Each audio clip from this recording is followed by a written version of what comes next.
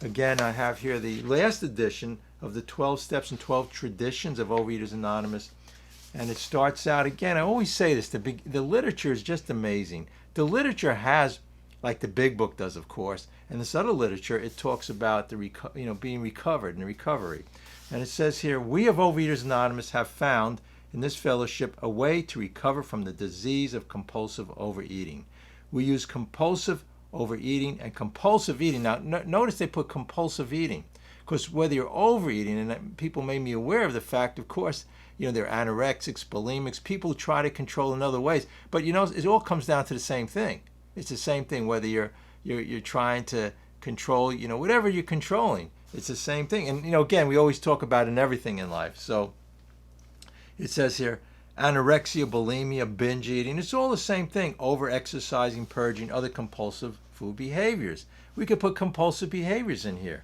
No matter what form our disease takes, anyone having a problem with food can find help in Overeaters Anonymous.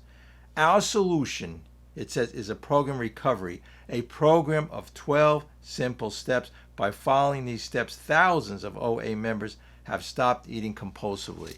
So here we go. Here we're talking about the compulsions and things like that. Now, last time I mentioned cognitive behavioral therapy.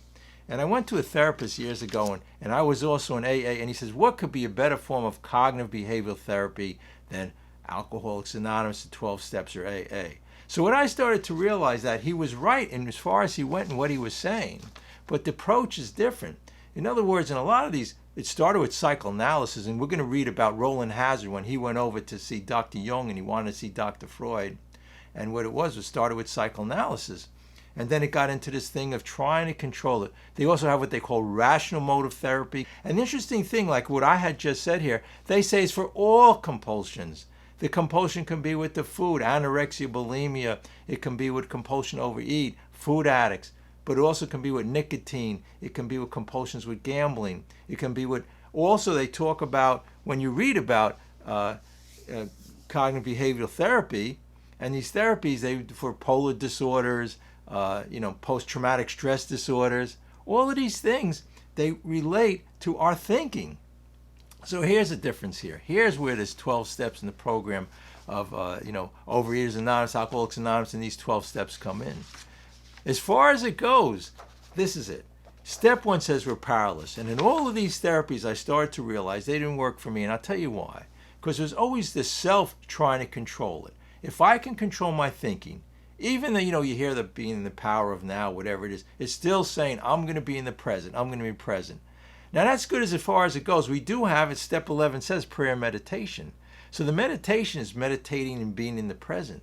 But prayer and faith is the amazing thing. And again, I always go back to the literature. Because we have in this program also what's called the For Today book. And we also have Voices of Recovery. These are daily readers. But when you read it, just like I read the beginning of the 12 Steps and 12 Traditions of Overeaters Anonymous, or I could read it through other 12-step programs, when you go back, what happened was this. We got away from it because we wanted to use the intellect.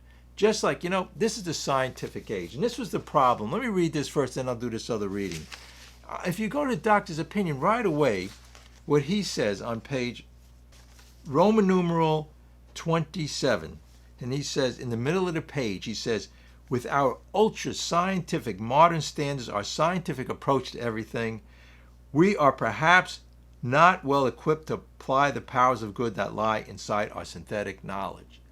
So I got to ask you, if you don't agree with me, how's it working out for you? All I know is I came in the program and I went into meetings. It was like a group therapy session. We were talking about our problems. As we say, we were in the problem, the solution. Here's something I got to tell you that happened that's pretty interesting. That I found at one point, the more, I was both in AA, OA, 12-step program, but the more meetings I went to in OA, certain type of meetings, the worse my addiction got.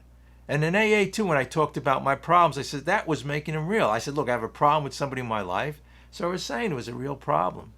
I realize now the answer to all my problems is really I have no problems. But my ego, the self, which doesn't want to die. So the compulsions to food has to do with the self. So all of these other therapies that they come up with is good as far as they go, but it seems to be I had to control it. If I can change my thinking with these new types of therapies, if I can stop thinking these thoughts, I'd be fine. And I found the more I resist something, the worse it becomes. So here we go. If we go back to the basis of step one, if we read any of the literature, the big book, or like I said, this reading here. So for example here's just a reading. I mean, you could pick almost any page.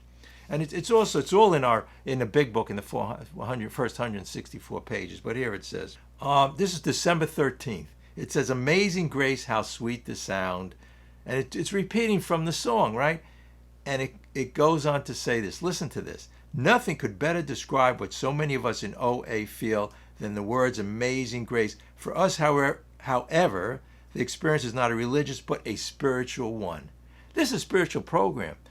Step 12 said, having had that spiritual awakening, you got to ask yourself, 95% of diets fail, which diets are trying to control something. All right? So the thing is, when I started to realize that I needed that, and it talks about it 9 times in 12 steps about a higher consciousness, a God of our understanding, and a higher power. That's when it's funny, I was going through these books and I had a place mark, and let me just read this. This is called the set aside of prayer. "Please lay aside everything I think I know about myself, the big book, my alcoholism, the steps, and especially you, God, so that I may have an open mind, new experience with all of these things. Please help me to see the truth about myself and you." I needed a complete experience. I needed to be rooted up. I needed to be reborn. On page 63, it talks about that before the third step prayer. And on page 25, in there's the solution, I need that transformation, that thinking change, right? What does 25 say? This is the solution. This is the answer. He says here, the doctor, we agnostics all throughout this book, it's a spiritual solution. It's a spiritual solution, the only answer that they could find. And we're going to talk about Roland Hazard. So it says on the page of 25, and for some reason they call this "there is a solution." The great fact is just this and nothing less, that we've had deep and effective spiritual experiences that have revolutionized our whole attitude towards life, towards a fellow, towards God's universe. So here it is. If I try to control things and figure out in my mind how I'm going to control this addiction, how I'm going to control foods, how I'm going to stop my obsessive compulsive activity, I can't do it. My best thinking got me here. Step one says we were powerless. We're powerless. It tells us, all we have to do is go to step one. And how many times have I gone to meetings, people been in the meetings 10, 20, 30, 40 years, and they're talking about trying to figure out about the problem. Again, we're either in the problem or the solution. The solution is here in these steps in the spiritual awakening. Now, again, I want to re-emphasize this, that, you're listening to what I have to say about these steps in this program, which is what it is. This is a 12-step program. But again, this is something based on, I found in all the books I have, on all the basic religions and philosophies. All the first part of this big book, all of these things I'm talking about, it's not a cult.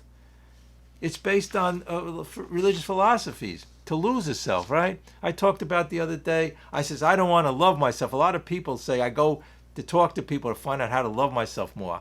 The answer here is to lose the self. To love the self means, and to have self-esteem means I want to be better than others. I feel if I do this better, if I dress better, if I am better, then my life is great. We lose the self. When we lose the self, hey, look, listen to this. When you lose the self, our addictions, let's take the food, the bulimia, anorexia, compulsive overeating, it's all related to the self, the ego. It's that compulsion, the ego, which lies to us all the time. It also gives us the resentment, anger, fear.